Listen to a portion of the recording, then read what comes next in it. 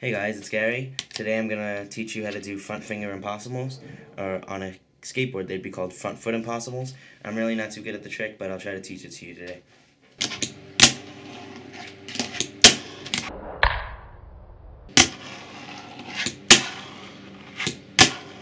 Okay, first off, a front foot impossible, or front finger impossible, is when you ollie, the board will wrap around your front finger, like that, one time around, and then you catch the board and you land and you roll away. Now, to learn how to do this trick, you really want to have a good ollie, really good ollie, but the most important thing is not being able to ollie just, like, that's not going to do it. You have to be able to do a tweaked or boned ollie, which is where you really dip the nose forward, like so, because that is the first step to getting more of the whip for the front finger impossible. The finger positioning for the front finger impossible is the same as your ollie position. I like to hang my front finger off a little bit like this, just so I have more finger for the board to come around with.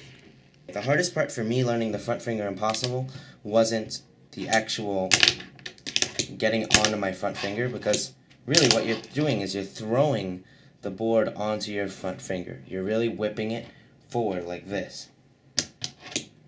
Now, to get that kind of whippy motion down, what you want to do is do like your boned ollie, but don't have your back finger stay there. You want to whip it more to your front finger.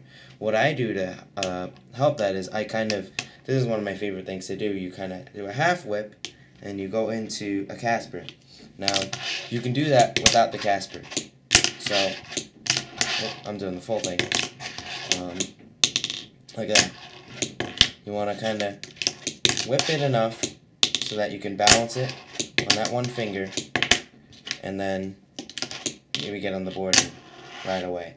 So that's a good way to practice getting that half whip like that, and then you can land on the board. Okay, there's two suggestions for trying to get this whip motion down.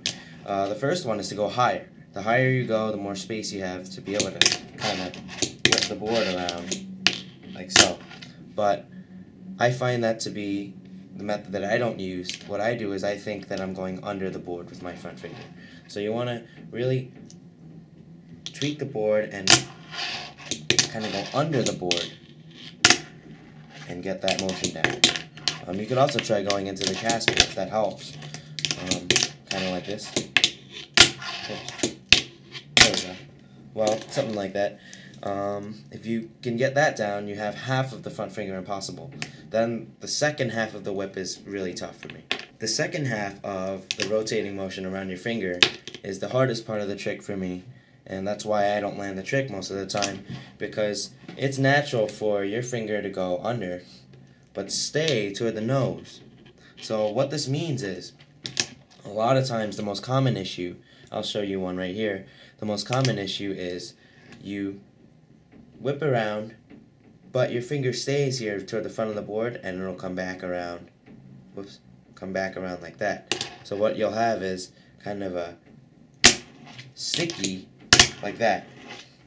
And you don't want that, because you're whipping enough to get the board under, but you're not following with your finger from here down to bring the board around again. So, to get the full rotation on the board around your finger, you can try whipping it harder, but the problem is you'll have the board fly a lot of the time. Sometimes it'll go, it would go way off camera over here.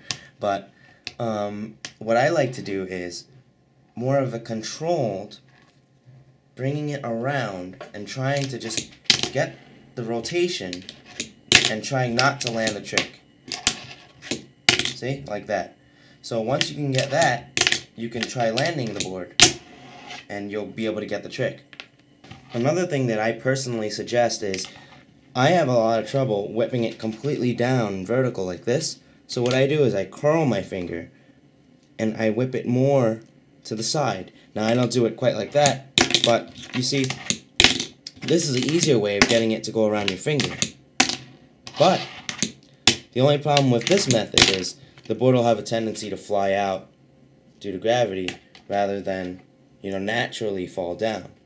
But I know that some people prefer to do the more sideways way, which I prefer, or you can also do the whippy motion.